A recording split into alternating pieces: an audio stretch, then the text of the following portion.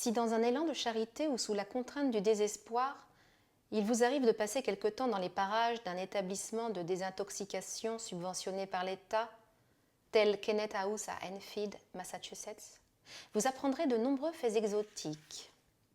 Vous découvrirez qu'il n'est pas nécessaire d'aimer une personne pour apprendre d'elle, que l'isolement n'est pas fonction de la solitude, qu'il est possible d'être tellement en colère qu'on voit réellement rouge, ce qu'est un étui pénien, qu'il existe vraiment des voleurs, des gens qui volent ce qui vous appartient, que nombre d'adultes états-uniens ne savent vraiment pas lire, pas même les liens hypertextes d'un CD-ROM avec la fonction aide pour chaque mot, que les alliances claniques, l'exclusion et les commérages peuvent être des formes d'évasion,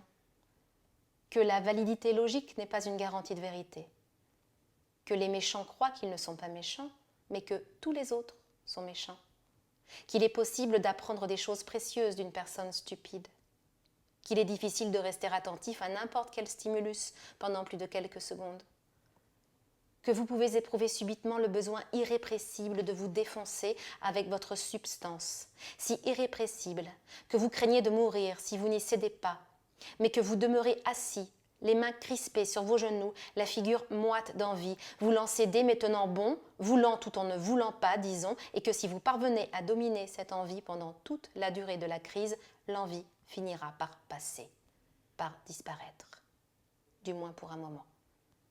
Qu'il est statistiquement plus facile pour les gens à faible QI de se débarrasser d'une addiction que pour les gens à fort QI. Que l'expression vernaculaire bostonienne pour dire faire la manche est faire la tige, et que c'est considéré par certains comme un talent ou un art, et que les artistes de la tige tiennent effectivement de petits colloques professionnels, de petits congrès dans des parcs ou des plateformes de correspondance des transports en commun la nuit, qu'ils s'organisent en réseau, échangent des informations sur les dernières tendances, les techniques,